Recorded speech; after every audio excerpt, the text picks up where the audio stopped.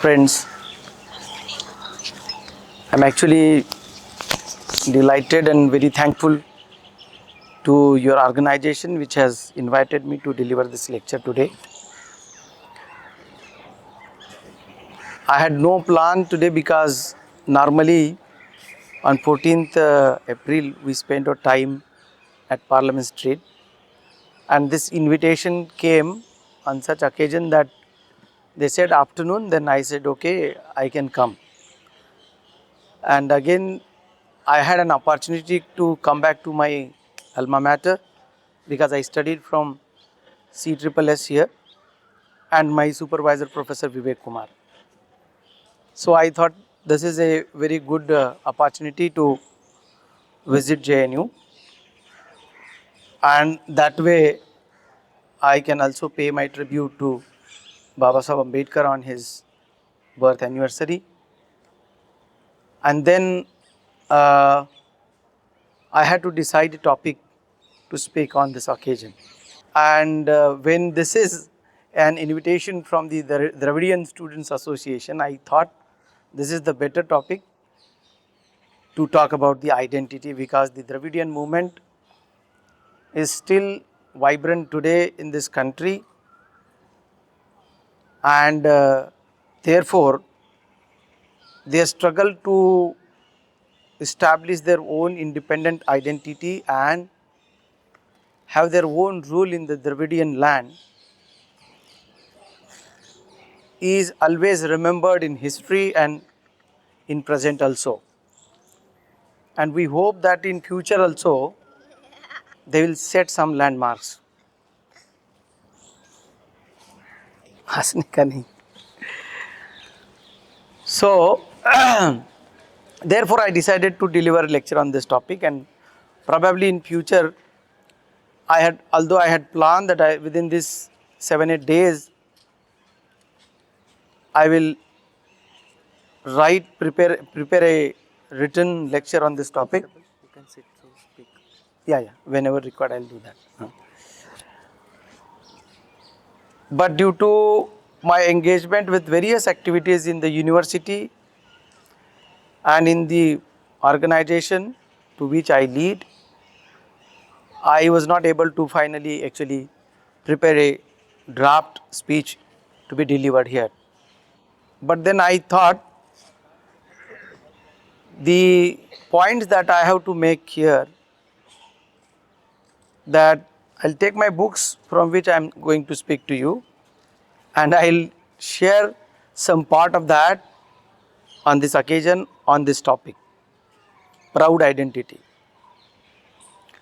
See, as a student of social movements and as a part of a movement which is a revolutionary movement, democratic revolutionary movement, I know that identity plays very important role in mass mobilization.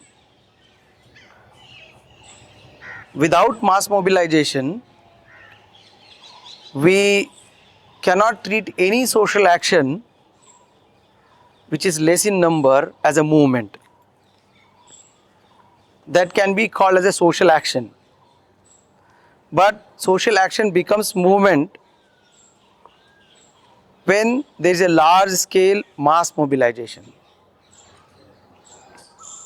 And for mass mobilization, you need a identity with which masses can feel associated. Masses can feel that they are this with which they are being called. And not only that, they should know that they are being called through a certain identity, but that identity should also give them a sense of proud. If their identity is not proudful, then probably they will not feel comfortable and enthusiastic in demonstrating their strength in public domain. For a public demonstration, those who come for a demonstration, their moral has to be very high. And that will put an element of enthusiasm into their mind. And when you want to bring some change, you want to motivate people to adopt new way or adopt old way which is better than the present one, then it has to be with a full of energy, enthusiasm, confidence and morally high.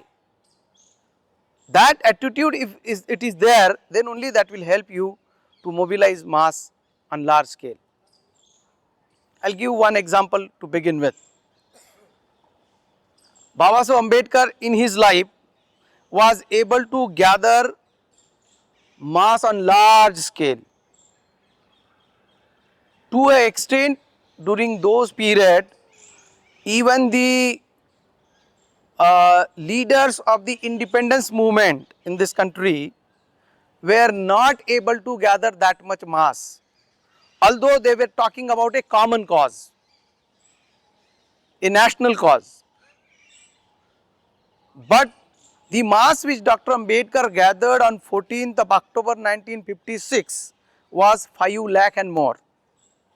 And before that, in 1942, when the All India Scheduled Caste Federation's first national convention was organized in Nagpur, that time the mass was 72,000, which stayed in Nagpur for 4 days. And the one full day was dedicated for women's convention, because 30,000 women were there. Among 72,000 mass, half of the mass were the women. So even though it was not planned, but on the very first day when Babasaheb saw lot of women participating in the convention, they sitting in the night, they decided we have a separate session for the women. And a separate session of women was organized in 1942 on the occasion of the first National Convention of Scheduled Caste Federation. That time the federation leader was from Andhra Pradesh, Shivram. And I am making a point that even the so called fighters of the freedom in India were not able to gather the mass of the level that Dr. Ambedkar could garner and gather. And that makes him different from the others. It means I am trying to trace upon a point that for bringing a social change, you need to mobilize mass, and mass mobilization is not possible without providing them a common identity, collective identity, and that too it has to be a proudful identity, right. And before Babasaheb Ambedkar,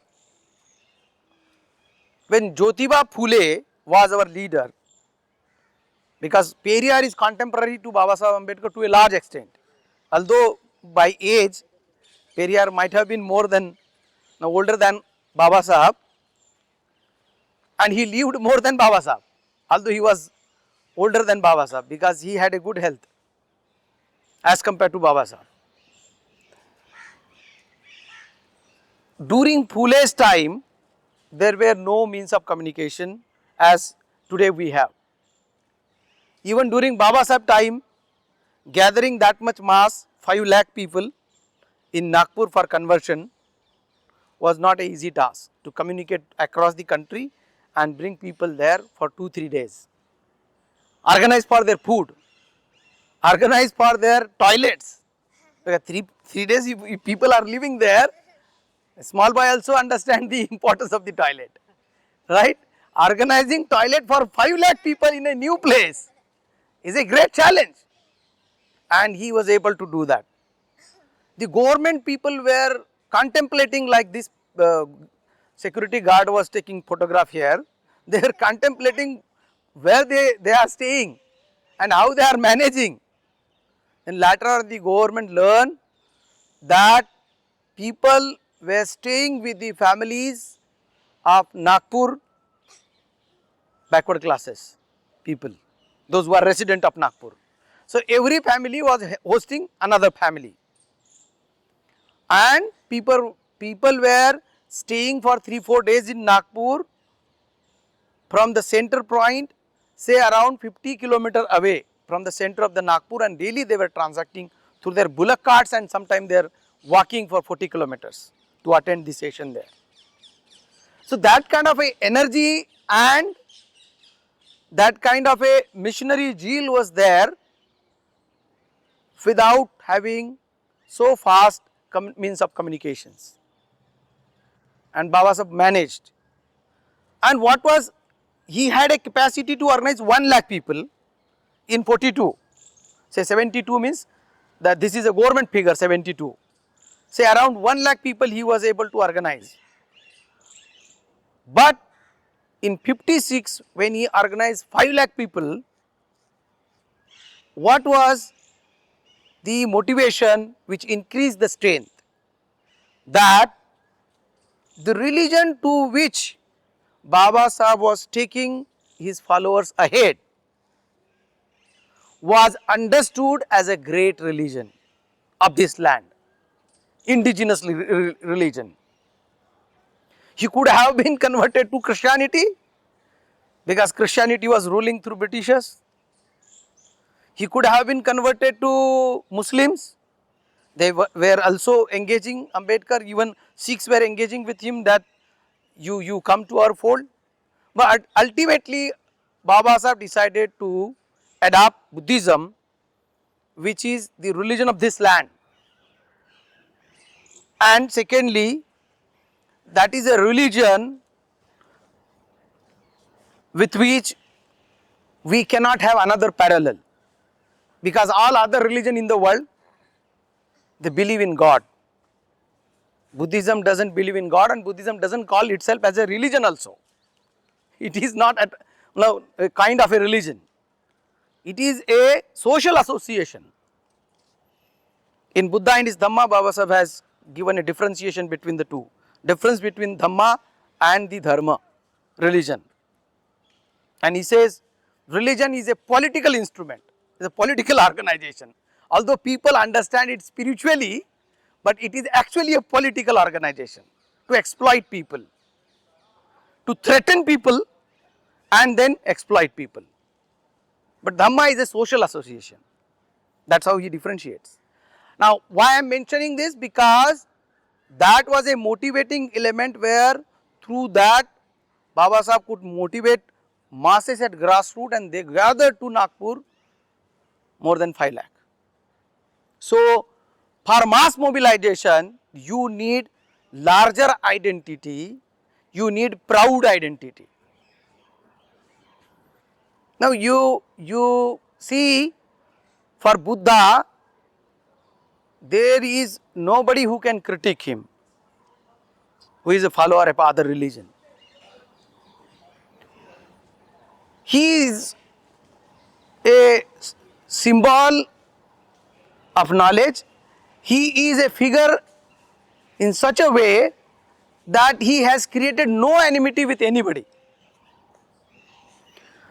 So, those who even intend to criticize Buddha in public domain, they will not be able to, because his presentation, his Dhamma was so sober and so kindful, so honest, that even a crooked man cannot stand and criticize. That way it was, and it is today also. Nobody will criticize Buddha. Even these all Hindu people, when you say I am Buddhist, they say I am also Buddhist. They will say Buddha is a, his way is the way of Hindu only, the another path of the Hindu. Hindu का ही एक पंथ है. Like that they will take refuge. They surrender themselves. They will say I am the same. It means they do not have a courage to say that we are more than Buddha. They will say we are with Buddha. The Muslims and the Christian, their question is very different. But the battle in this country, the war in this country, ideological war in this country is the war between the Buddhism and the Brahmanism. This book I have with me, Revolution and Counter-Revolution in Ancient India. If you open, you will find in the opening page, you will find that the history of India is the history of battle between the Brahmanism and Buddhism. Now, having said this, that to gather mass on large scale, you need a proud pool and collective identity. I will move forward and tell you that after Baba Sahab, he was able to mobilize masses through his own personal authority of knowledge and his contribution towards the downtrodden and the marginalized section, including women. So we can say that he himself was an identity at that time. Baba Sahab was a collective identity of the times where everybody wanted to see him, listen to him, move along with him. So that is a very different and unique case.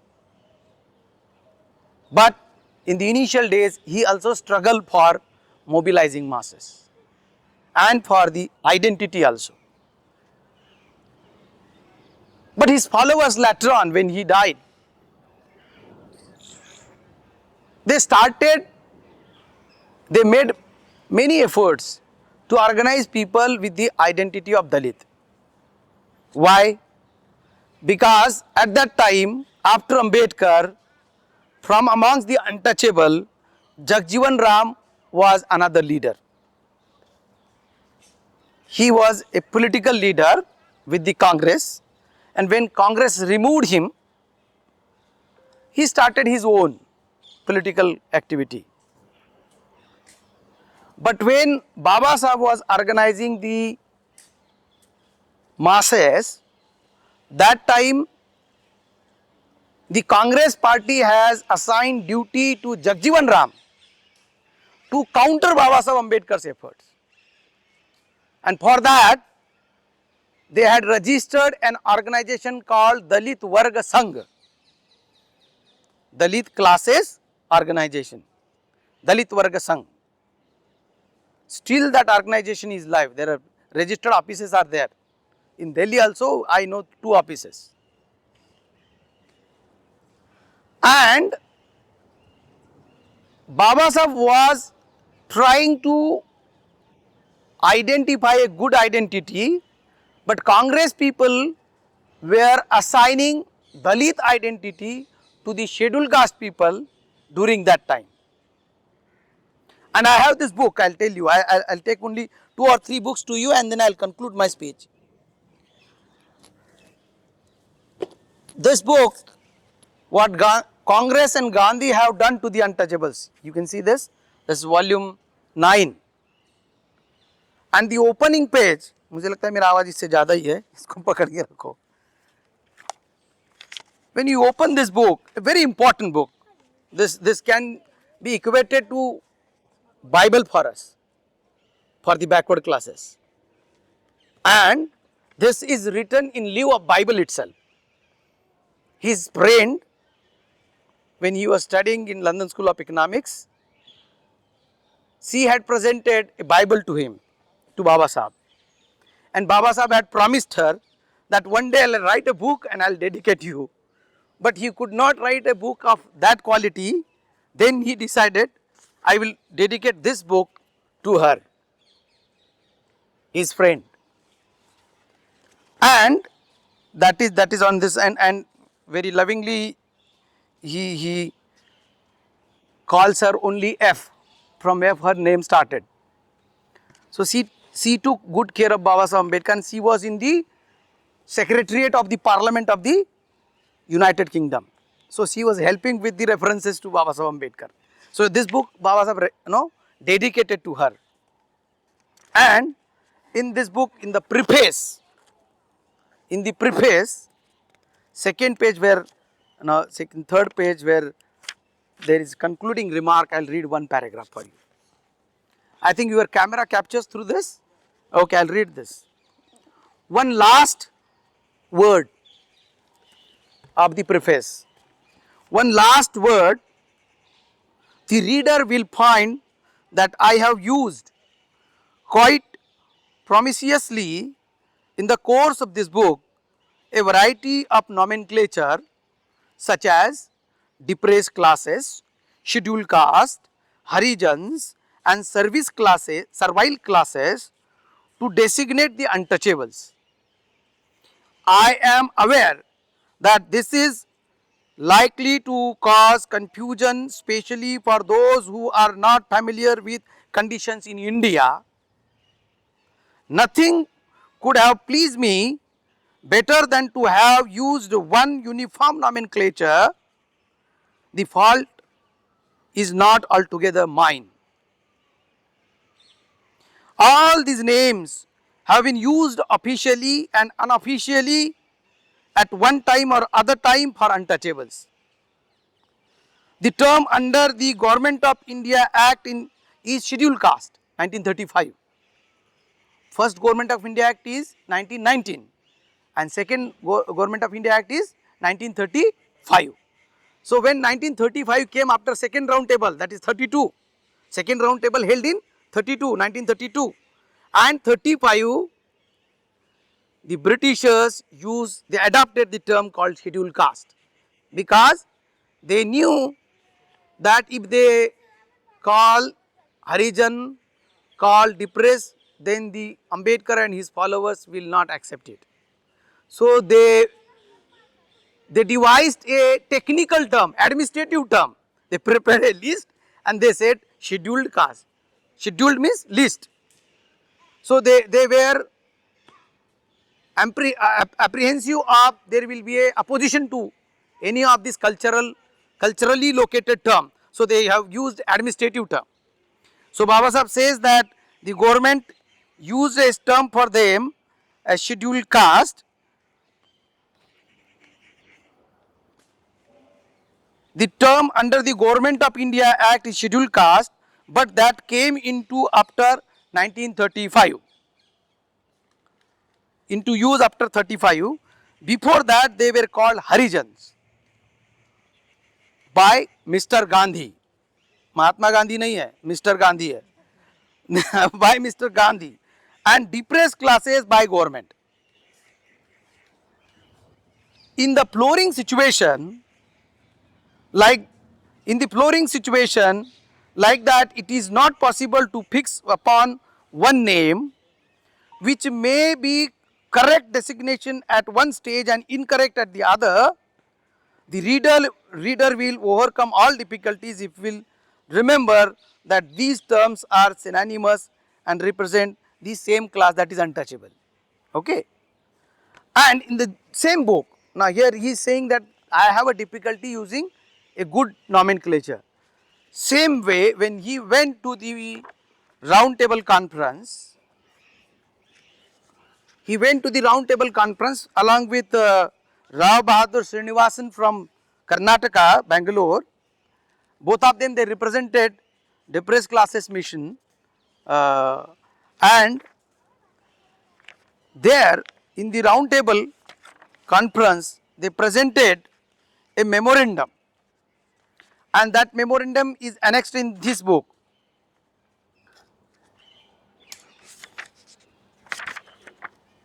All of us, we must read that memorandum because that was what Baba Sahib demanded in the round table conference.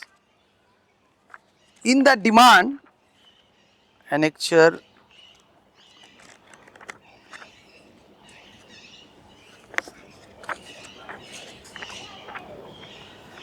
there are 5 major paragraphs, and the third paragraph, annexure 4, it is 3 I think, annexure 3, minorities.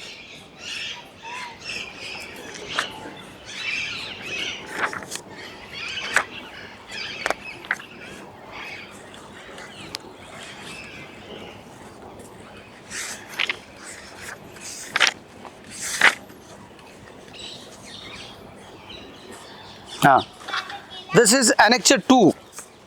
page number 304. Okay, Congress and Gandhi have done to the untouchables. This is the book, 9 number volume, and this it is written there. Supplementary memorandum on the claim of the depressed classes for special representation submitted to the roundtable conference by Dr. Bhimrao Ramji Ambedkar and Rao Bahadur R. Srinivas. In this memorandum, there is a fourth paragraph called nomenclature. मैं थोड़ा सा उसको highlight करके रखा हूँ. Nomenclature. I'll read this paragraph. Very important paragraph. In dealing with the part of the question, we would like to point out that existing nomenclature of depressed classes, to which people translated as Dalit. Depressed classes is English and Hindi version is Dalit. Okay. So, he says, in dealing with this part of the question, we would like to point out that the existing nomenclature of depressed classes is objected by the members of the depressed class who have given thought to it, and also by the outsiders who take interest in them.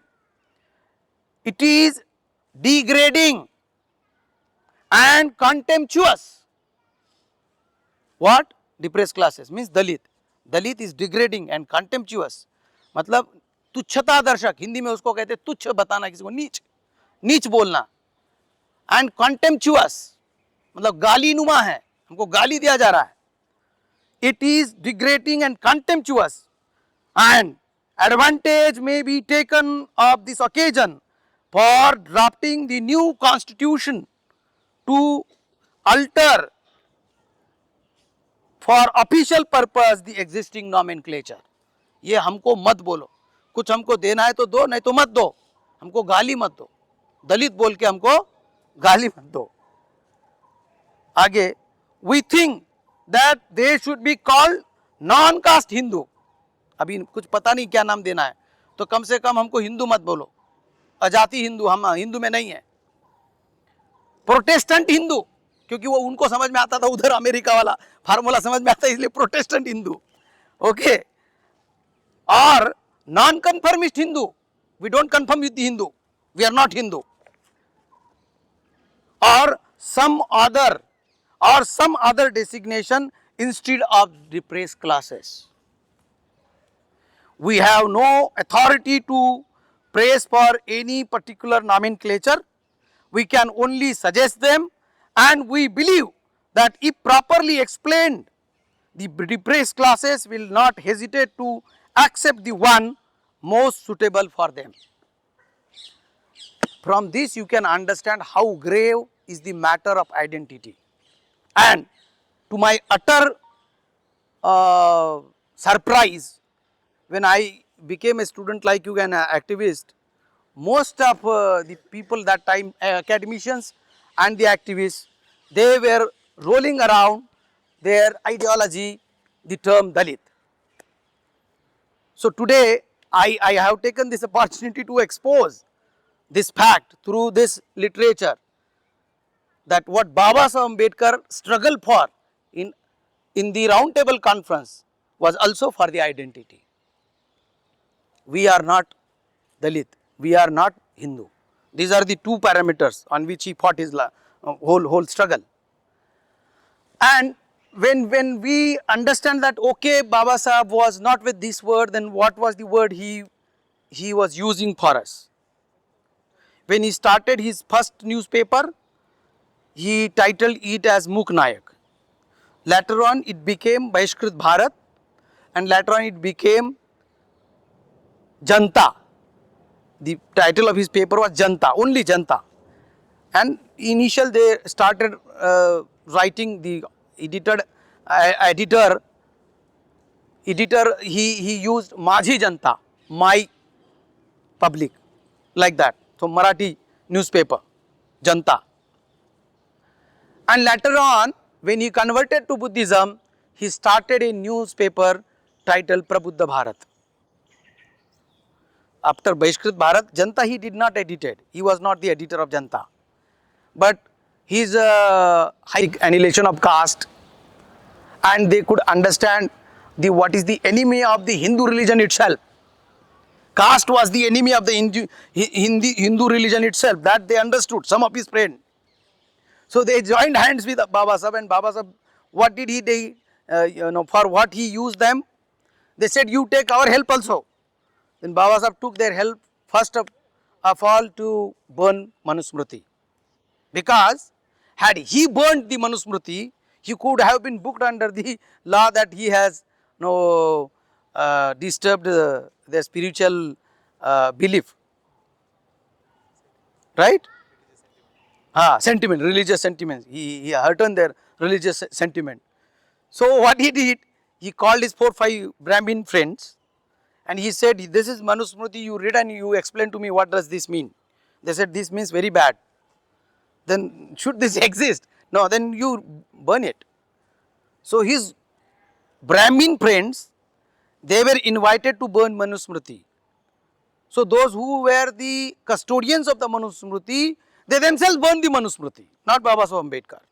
Baba Saheb organized for that. So that was his tactical and strategic activity of the movement. Because they had gone to the court also. He answered them through court also. In court he won the case. And same way then after that event, what to do with those friends, learned friends, Brahmins. He said, you look after the media because I am too much busy with my activities, I am not able to look after my media. So he handed over his media activities to his friends at that time and they were running Janta newspaper for his movement.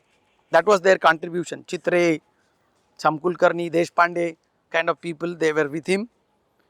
And Rege, who helped him until his last time. He was the principal of the Ambedkar College in Bombay, Siddharth College in Bombay. So that's how he used them for the movement. For the movement he was now intended to end inequality and the law of Manu. And they participated and they helped him. Because the organization he registered was Scheduled Caste Federation. His friends were not scheduled caste, so they cannot become the member of his organization. The name of the organization itself is scheduled caste. If they are not scheduled caste, how can they become the member of their organization? And there are instances in the history itself. When Pushyamitra Shunga, he joined the army of Mauryans, and when Bhadratha was the king, the Pushyamitra Shunga killed Bhadratha, and that is the end of the Mauryan Empire. So giving them entry to that extent is also dangerous. If they are good people, we can take their help for the cause, but not to the extent that you hand over the baton to them and then they change the total regime or they change the whole objective of your movement. So that is the lesson we should take from that. Now, I said to my utter surprise, those who call themselves Ambedkarite, they are too much engaged into the identity called Dalit. And it is very painful to me, because Baba Sahib is saying this is contemptuous, degrading, and we are degrading ourselves. There was one magazine published from this Indian Social Institute, Lodi Road, Hum Dalit. Prakash Lewis was the editor. He was a scheduled caste fellow in the mission, good person, but either they were not enlightened by somebody or they did not read such text which gives them idea that this is not the good identity we can use for our movement. But the Dalit Panther and the people with Dalit identity, they continued their working with Dalit identity for a long. They could not earn single result, single success to our movement.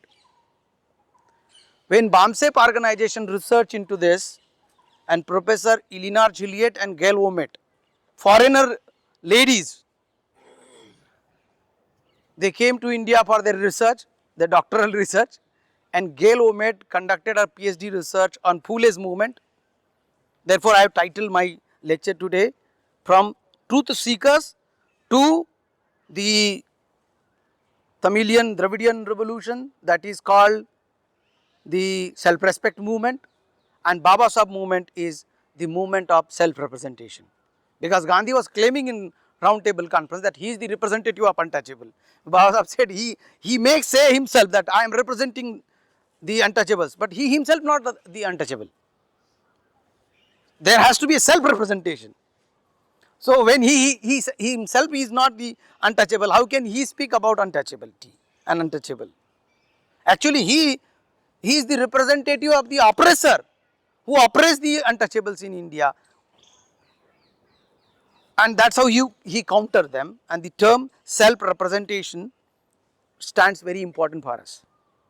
So Gale conducted research and she went to villages to see how Phule's movement is existing now and how it emerged, what is the genesis of his movement. And she found Dinbandhu.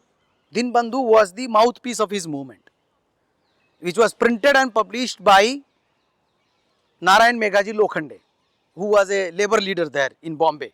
He had his own press. Although he was not by caste of his caste, he was not Mali. Lokhande was not Mali. But he helped, he was Kurmi in this farmer community. He helped Phule Sahab to propagate his ideology in masses through publication of Dinbandhu.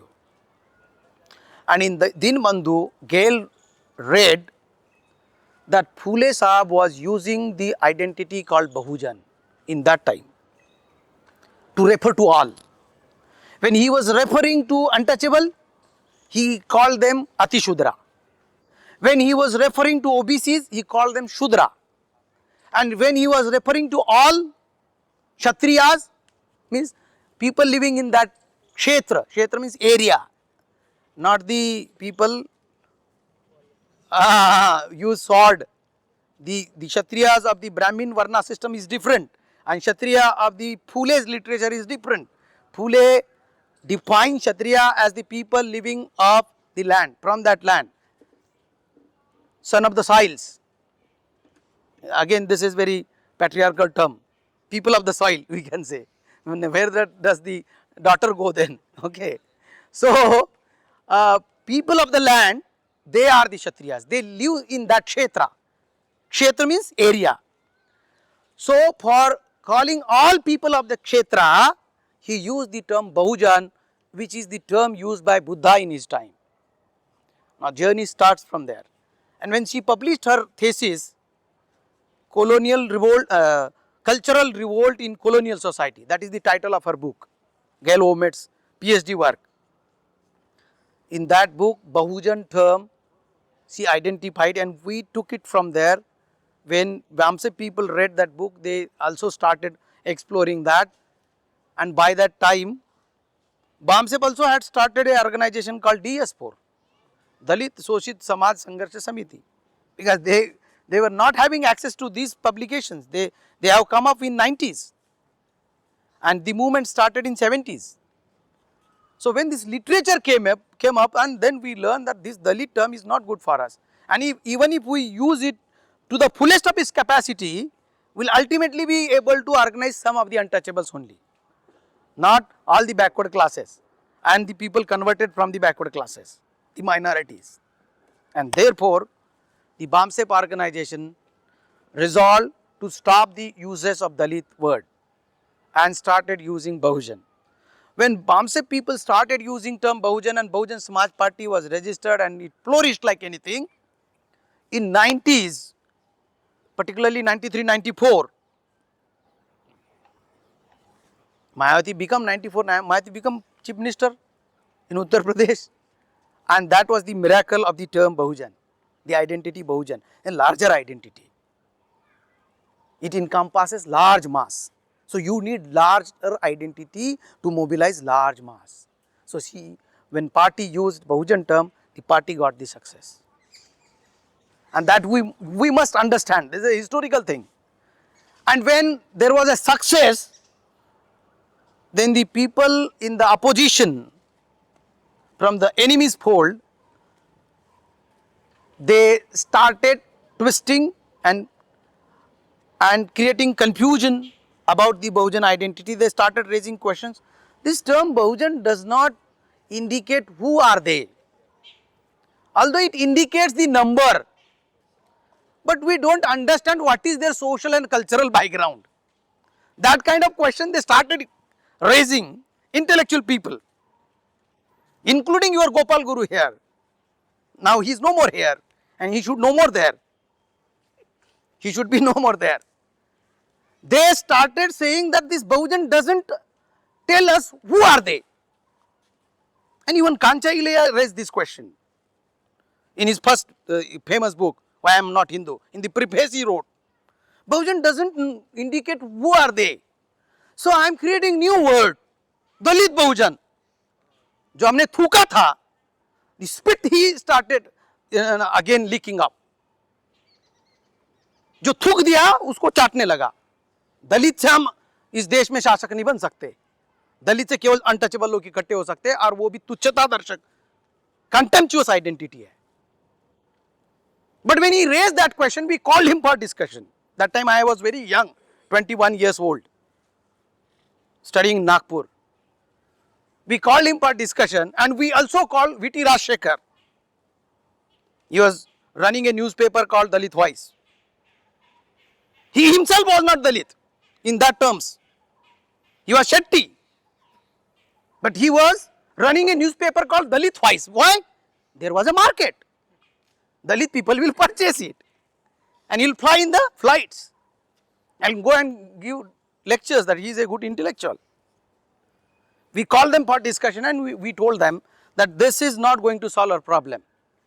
If we want to mobilize our society on large scale and resolve their political problem, their social problem, their economic problem, then we need broader identity. And therefore we are propagating Bahujan identity. But they were not satisfied. Then our leader D.K. Khapade, he took leave for 6 months from the field. He sat in the library, started reading all material possible, and one fine day, when twice or thrice time, third time he was reading Gulamgiri, he zeroed down his finger on the very first line of the Gulamgiri. Today I was not able, because in hurry I was not able to bring Gulamgiri with me. The very first line of the Gulamgiri book, his movement is Truth Seekers Movement, Satya Shodhak Samaj. The first line he writes, and he wrote the introduction of the Gulamgiri in English and the other part in Marathi. It means the introduction was written for the English readers, the intellectual people, and the other part was for the mass. The first line goes like this, I remember it, that it has been proved beyond the shadow of doubts that Aryan Brahmins are foreigner to this land. This is the first line of Gulamgiri. It has been proved beyond the shadow of doubts that Aryan Brahmins are foreigner to this land. And then he gives references, Indological references, historical references, archaeological references, and he proves the fact. All those references are not written by his forefathers or my forefathers, not from our fold at all. They were written and they are written by the Brahmin themselves, that they are not from this land. So Khapade put his finger, zeroed on his finger on this, and he said, people like Kancha Ilaiah and Gopal Guru, they are asking who are Bahujans. Now I am going to tell them Mool Nivasis are the Bahujan. And only Mool Nivasis can be Bahujan, because foreigners are always less in number. This is the principle of the geography, human geography, that those who travel from one part to the other part, go to the other country, they are always less in number. Migrators are always less in number. इस देश में less कौन है, छोटा कौन है? आर्य ब्राह्मण ही संख्या में कम है, 3.5%, और सारे मिला के 15%. 15% लोग हैं जो बाहर से इस देश में आए हुए. जिसको हमारे देश का संविधान कहता है दे आर एंग्लो इंडियंस, और उनके ओनली दो रिप्रेजेंटेटिव होने चाहिए संसद में, ओनली 2। कितने बैठे हुए हैं? Rahul Gandhi was counting on them in the secretariat that 80 secretaries are there, chief secretaries in each ministry, and 2 or 3 are only backward classes, and almost all are the Brahmins and their fold. So this is not what we are saying, they are saying. Why? Because that time Britishers were here and they wanted to impress upon the Britishers that we belong to your clan. You are Aryan, we are also Aryan. When you are going from India, please hand over the baton to us. That was their argument. Therefore, Tilak wrote a big book, Arctic Home in Vedas. I am not from this land. My home is Arctic home.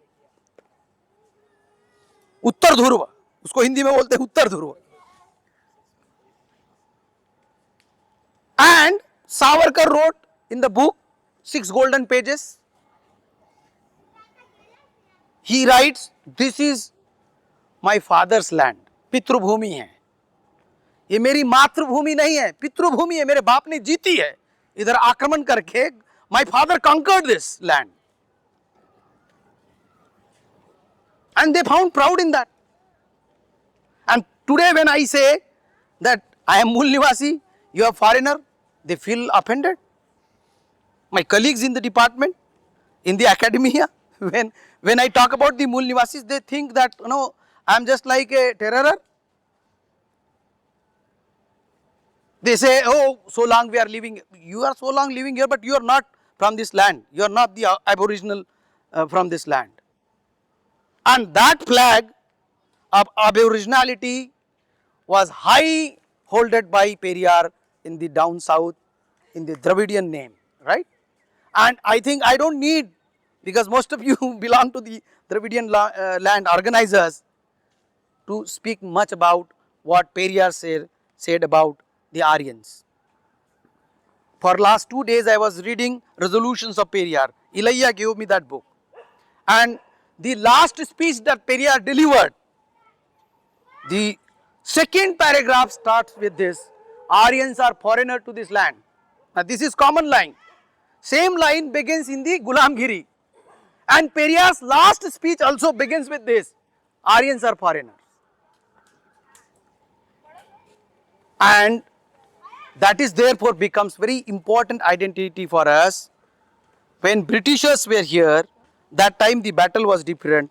When Britishers handed over, transferred the power to the Brahmins, now the battle is different.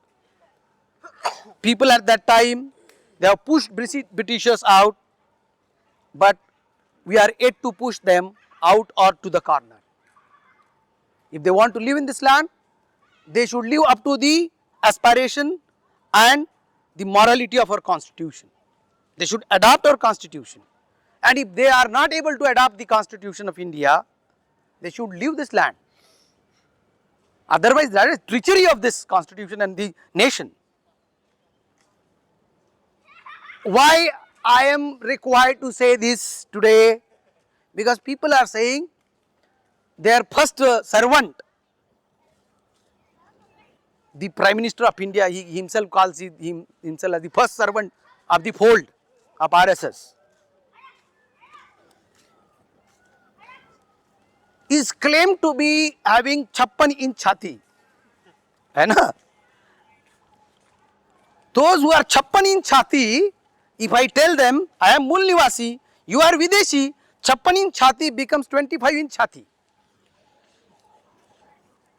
इतना हो जाता है. मुर्गे का उसका जो hurt है ना, अगर भैंसे का है तो मुर्गे का हो जाएगा. वैसे भैंसे का इनका हो नहीं सकता कांचाइला के हिसाब से. भैंसे का ये कंट्रोल नहीं कर सकते. भैंसे को कंट्रोल केवल द्रविडियन जो मूल निवासी वही भैंसे को कंट्रोल कर सकते हैं और उसको जो है अपना सकते हैं, उसको पाल सकते हैं, पेट बना सकते हैं. तो इसलिए बोलना जरूरी है क्योंकि ये हमारे सामने खड़ा होकर के हमसे ऊंचा बोल रहे हैं. हमारे देश में हमारे सामने खड़ा होकर के हमसे ऊंचा बोल रहे हैं, हमारे देश की जमीन बेच रहे हैं, हमारे सिस्टम को प्राइवेटाइज कर रहे हैं और अपने आप को ज्यादा ही बता रहे हैं. जब ज्यादा ही बताएगा बाहर का आदमी तो उसको बताना जरूरी, भाई तू बाहर का है, और जब ये हम अपने आदमी को बताएंगे कि ये देश तेरा, you are the aboriginal, you are the indigenous people, come up, take up the charge of the nation, that will provide them a feeling of proud. Therefore I call it a proud identity. We are the indigenous people and we should take proud. Last part I'll speak. In 1992, when the UNO organized Indigenous Convention, Indigenous Peoples Convention, they passed a resolution that to maintain peace in the world, all across the globe, throughout the world, those who are aboriginal people on that land, rule should be theirs. Aboriginal peoples must have first right to rule their land, and foreigners there, migrators, they can live there, but they should not disturb the aboriginal people's governance. If the UNO has passed this for maintaining peace, it means now the geographies of all the countries across the globe have been fixed. To maintain peace in the world, this migration issue needs to be finalized. Those who are coming from the Bangladesh, they are being objected. Okay? Those who are coming from Afghanistan, in India, they are being objected. But what about the Aryans who have come from so far from beyond the Iran and Iraq here? What about them?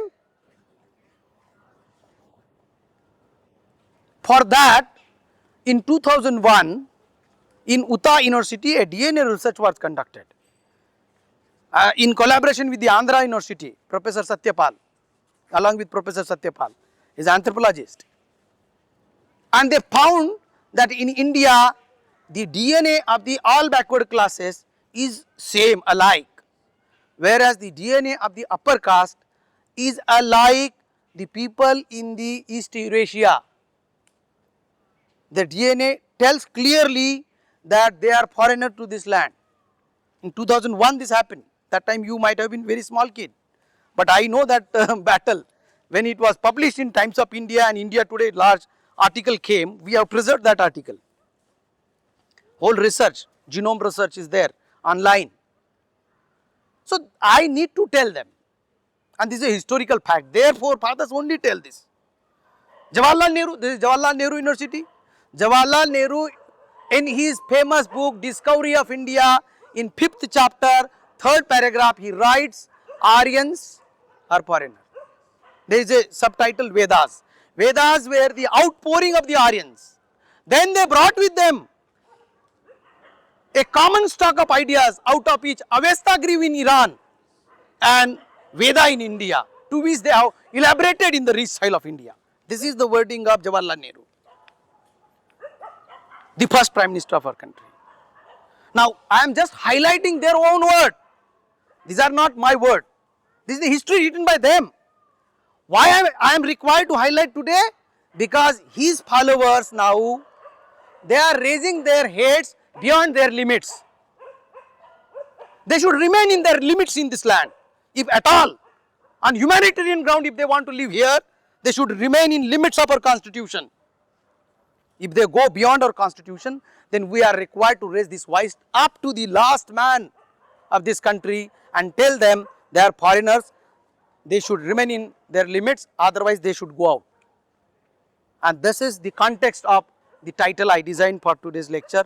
I have shared with you some of the references, but volume 3rd is also there. You can read, and with this I conclude my talk today. Thank you very much.